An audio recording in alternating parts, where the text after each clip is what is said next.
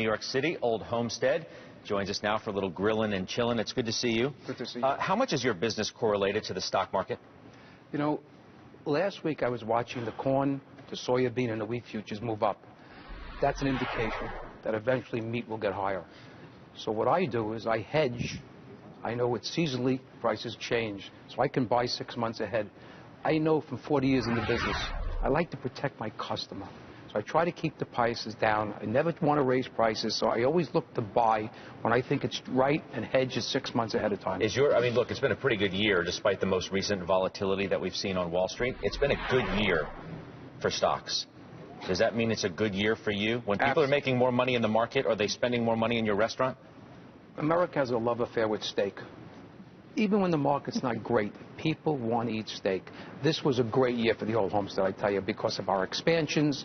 So we've been very, very lucky this year. You made the point that you're able to hedge these rising beef prices. I mean, we talk about commodities and what commodity prices are doing on almost a daily basis. How are you able to do that? Well, I'll sit down with 3 of my meat vendors. I'll say, gentlemen, what do you feel, where the market's going? Memorial Day is coming. July 4th is coming. The demand, Memorial Day was 400 million pounds of meat was sold in this country. So I'll say, okay, this is what I need to keep it public. Let's lock it in. Let's go. When you're looking around the world, places to open up your next restaurants, I mean, you're in casinos. We know that. You've got one out in Vegas. You obviously in the Borgata out at Atlantic City. You're here in New York City. But when you look globally, how much does what's happening with the global economy impact your plans to expand overseas? There are a lot of concerns about what's happening in China right now, among other places. Absolutely. I just had the great experience of being in Macau, Singapore, and Beijing. And I watch these countries and I say to myself, can the momentum continue? Do I want to be there? Is that a location for Old Homestead Steakhouses? And can they afford the market? So there's a lot of decisions before we expand. The pressure you have to raise prices in the restaurants is what? I mean, if your input costs are going up, you don't want to pass that too much on to the consumer. Do you have no choice? How do you regulate what you're doing from a price standpoint as you're trying to run your business? We are on top of our pricing for milk, dairy, and steak on a daily basis.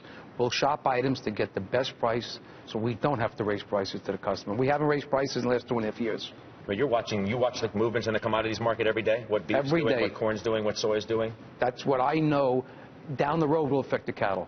And of course, weather. If you got a drought and the wheat is more expensive and the corn is more expensive, it's more expensive for the farmers to buy. What are you seeing in the casinos? You're in Vegas, you're in AC.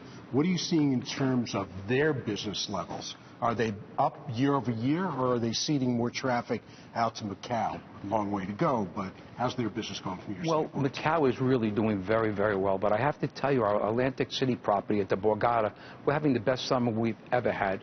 And we're at Caesar's Palace. It's our first year, and we're very, very satisfied. You know, it's an amazing thing. 20 years ago, 62% of the revenue was from gaming. Now, that's almost flipped around. Steaks, restaurants, shows, they're driving revenue now to the casinos. Greg, it's good to have you here. My pleasure. So much. Greg Sherry, Old Homestead. Guys, we're going to do final trades before we get out of here. Doc, give me a trade that you're looking at right now. Final trade for the second half. Okay, I'm taking off the Halo because that's a stock that really worked that we mentioned on the show, and I'm buying GNC here. All right, Steve Weiss. Not because I'm inspired because he's staying next week, but I'm short U.S. Steel. I think I could just go lower. All right, Mike Santoli. Corning down 10% from mid-month. Good old technique. And Pete?